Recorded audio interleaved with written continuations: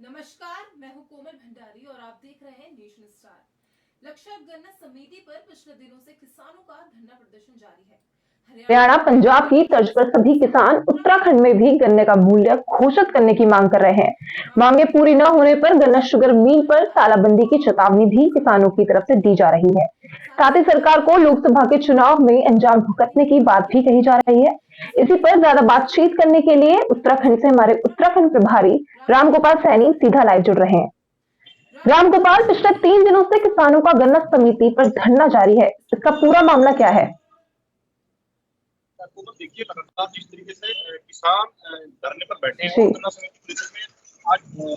भारतीय किसान संघ से किसान है वो आज तीसरा दिन हो गया है और जो धरना है कहीं ना कहीं किसानों की जो मांग है वो करने मुझे घोषित की जाने की है। सरकार से यही मांग कर रहे हैं कि जो सरकार है वो हरियाणा और पंजाब की तर्ज पर जो है उत्तराखंड में भी जो है गन्ना मूल्य घोषित किया जाए, क्योंकि जिस तरीके से पंजाब सरकार ने 391 रुपए जो है गन्ना मूल्य घोषित किया है, उसी की तर्ज पर उत्तराखंड में भी जो है भारतीय किसान संघ से जुड़े किसान जो है मांग कर रहे हैं। और आज तीसरा दिन है, हालांकि जो आज किसानों की जो कहीं ना कहीं मांग है वो और बढ़ती जा रही है, इनकी मुखर होती जा रही है। ये भी कहा जा रहा है किसानों की ओर से कि यदि सरकार जल्द ही हमारी यानी कि मांग पूरी नहीं करती है तो कहीं ना कहीं जो किसान है वो यानी कि शुगर मिल पर तालाबंदी तो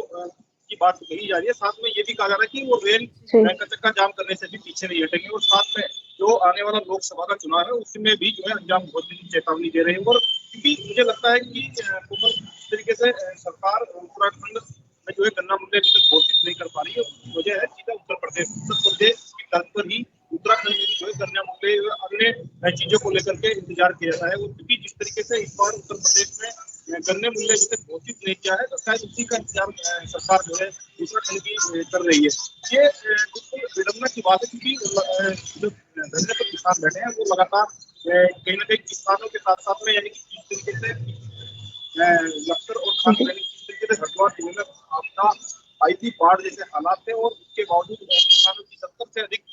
परसेंट जो किसानों की जो फसलें थी वो तबाह हो गई थी, उसके मुआवजे में भी धांधली का आरोप लगाया। साथ में ये भी बात कही जा रही है कि जो सरकार है यानी कि खुद प्रदेश के मुख्यमंत्री ने जो है दौरे के दौरान 3 माह का बिजली का जो बिल है वो माफ भी करने की जो बात है वो कही है, लेकिन उसका जियो अभी तक जारी नहीं। इन तमाम मुद्दों को लेकर के जो भारतीय किसान संघ से जुड़े किसान नेता है वो धरने पर है और लगातार जो है ये धरना जारी करने की बात कही जा रही है। रामगोपाल, किसानों की मांग को पूरा करने में सरकार कोई कदम क्यों नहीं उठा रही है, आपको क्या लगता है? देखा जा सकता है कि क्योंकि पंजाब में जो है कहीं ना कहीं जरूर गन्ने मूल्य घोषित कर दिया है, लेकिन जो उत्तराखंड है वो उत्तर प्रदेश की तर्ज पर ही जो है यहाँ से जो गन्ने मूल्य है वो घोषित करता है, क्योंकि हालांकि इस बार उत्तर प्रदेश में गन्ने मूल्य घोषित नहीं हुआ है और शायद उसी का इंतजार जो है सरकार यहाँ भी कर रही है। लेकिन किसानों की जिस तरीके से जो एक यानी कि आक्रोश है वो देखा जा रहा है, उसी को देखते हुए किसान जो है धरने पर बैठे और ये भी चेतावनी है कि लगातार जो है इस धरने को जारी रहेगा। सरकार यदि उनकी बात नहीं मानती है तो साथ में, क्योंकि जो यानी कि जो किसानों का जो गन्ना है वो भी शुगर मिल में ले जाना बंद कर दिया जाएगा। क्योंकि तमाम इन मुद्दों को लेकर के जो किसान है वो धरने पर है। हालांकि इस आंदोलन को और बड़ा रूप देने की जो है बात की जा रही है, यानी कि 5-6 दिनों के बीच में सरकार की कोई जनप्रतिनिधि या फिर उनके नुमाइंदे इससे बात नहीं करेंगे तो इस धरना प्रदर्शन को जो है दूसरा रूप दे दिया जाएगा। रामगोपाल, भाजपा किसान हितैषी होने का दावा करती है, फिर भी किसानों की अनदेखी बीजेपी राज में क्यों रही है? तो देखिए लगातार जिस तरीके से किसान को जरूर अपनी मांगों को लेकर के बैठे हो, क्योंकि भाजपा सरकार अपनी कहीं ना कहीं बातें कही जा रही है और खुद प्रदेश के जो पूर्व कैबिनेट मंत्री रहे मदन कौशिक, उनके साथ साथ में इनकी कई विभागों के जो अधिकारी थे उन्होंने भी यहाँ बाढ़ के दौरान दौरा किया है। और कल प्रदेश के पूर्व कैबिनेट मंत्री जो मदन कौशिक है और हरिद्वार से विधायक है, उन्होंने भी ये बात साफ तौर पर कही है कि हम किसानों के साथ है। यानी कि लगातार जिस तरीके से सरकार कह रही है कि सबका साथ सबका विकास, उसके साथ साथ में कहीं ना कहीं उनके यानी कि जो बात उनकी साथ निकल करके आई है, ये भी कहा गया है कि हम उत्तर प्रदेश का इंतजार कर रहे हैं, उसी के आसपास जो है गन्ने का मूल्य जो है वो घोषित किया जाएगा, किसानों को निराश नहीं किया जाएगा। तो इस तरह की बातें जो है सरकार की तरफ से कही जा रही है, लेकिन जो किसान है वोडिल है उनका कहीं ना कहीं एक टारगेट भी है सीधा सीधा कि 400 रुपए प्रति क्विंटल गन्ने का जो भाव है वो उत्तराखंड में जो है लागू किया जाए। और अगर ये लागू नहीं किया जाता है तो तमाम यानी कि फिर इस तरीके से आज लक्सर से इसकी शुरुआत हुई है, लक्सर के बाद उधम सिंह नगर और देहरादून, यानी कि 3 ऐसी बेल्टें हैं जहां पर गन्ना का जो उत्पाद है वो ज्यादा होता है। उसके साथ साथ में कहीं ना कहीं अगर वहां भी इस तरीके से कहा जा रहा है कि यहाँ भी धरना प्रदर्शन शुरू किया जाएगा। अगर यहाँ से भी सरकार जो है नहीं जागेगी तो उसके साथ साथ में पूरे प्रदेश का जो किसान है वो कंधे से कंधा मिला करके कहीं ना कहीं उसे आंदोलन को बढ़ा देगा। रामगोपाल, क्या लगता है आपको, सरकार किसानों की मांगे पूरी करने के लिए क्या कदम उठा रही है? कहा जा रहा है कि जो एक किसानों के साथ में, यानी कि जो किसान आयोग बनाया गया है और किसान आयोग के साथ साथ जो अन्य विभाग बनाए गए हैं उसके साथ साथ में चर्चा की जा रही है। कहीं ना कहीं रणनीति बनाई जा रही है कि गन्ने मूल्य घोषित को लेकर के क्या कुछ रणनीति बनाई जाएगी। बिजली के बिल की माफी की बात कर ले, क्योंकि बिजली के बिल की माफी की 3 मांगे जो है प्रदेश के मुख्यमंत्री द्वारा खुद घोषणा की गई थी, उसका भी जियो अभी तक जारी नहीं। इसी को लेकर के कहीं ना कहीं लोगों में और किसानों में ये आक्रोश मिल रहा है, क्योंकि जिस तरीके से 3 माह ये असमंजस में है यहाँ के लोग, क्योंकि कि जो उनका बिजली का जो बिल है वो जमा करें या नहीं करें, तो इसको लेकर भी कहीं ना कहीं अभी असमंजस में है। और क्योंकि जिस तरीके से सरकार द्वारा घोषणा की गई थी और वो घोषणा अभी तक पूरी नहीं की गई, तो इसको लेकर के कहीं ना कहीं जो ये आंदोलन है किसानों का ये बड़ा रूप ले सकता है। लेकिन अभी समय आने वाला ये बताएगा कमल, जिस तरीके से सरकार कह रही है कि हम किसानों के साथ है, तो वो इस तरीके से बात कर पाती है, क्या उनका जनप्रतिनिधि किसानों से मिल पाता है, या फिर इस आंदोलन को और बड़ा रूप दिया जाएगा किसानों के जरिए, ये आने वाला समय रहेगा। रामगोपाल, अगर किसानों की मांगे पूरी नहीं होती तो क्या किसान एक गन्ना मिगर तालाबंदी करेंगे? किसानों का साफ तौर पर कहना है कि जिस तरीके से सरकार हमारी अनदेखी कर रही है उसके साथ साथ में, यानी कि जिस तरीके से किसान, भारतीय किसान संघ से जुड़े जो किसान है वो धरने पर है। उन्होंने साफ तौर पर कहा है कि यदि सरकार उनकी मांग पूरी नहीं होती, अभी तो उन्होंने एक ही मांग जो है फिलहाल रखी है, ओनली गन्ना मूल्य घोषित, यानी कि हरियाणा और पंजाब की तर्ज पर उत्तराखंड में भी जो है गन्ना मूल्य घोषित किया जाए, क्योंकि उनके पड़ोसी राज्यों ने घोषित कर दिया है, तो उत्तराखंड सरकार खिलवाड़ की कर रही है। तो इसको लेकर के उन्होंने साफ तौर पर चेतावनी दी है कि यदि सरकार उनकी बात नहीं मानेगी तो जो शुगर मिल है उस पर गन्ना डालना किसान बंद कर देंगे। जब किसान गन्ना डालना बंद कर देंगे तो ये साफ तौर पर देखा जाएगा शुगर मिल बंद हो जाएगा। तो इसी को लेकर के एक उनका एक जो अगला आने वाला जो शेड्यूल जिस तरीके से किसान चेतावनी दे रहे हैं, उसके साथ साथ में यानी कि रेल रोको आंदोलन की भी जो है वो रणनीति बनाने की जो बात कही जा रही है। जी कमल।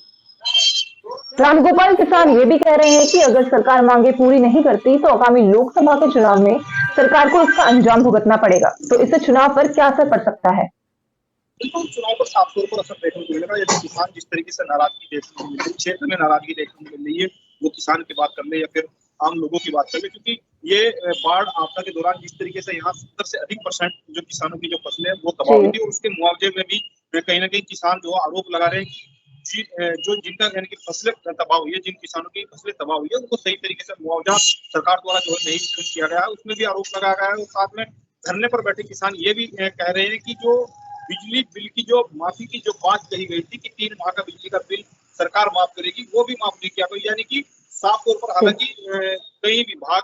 जो है उस समय बाढ़ के दौरान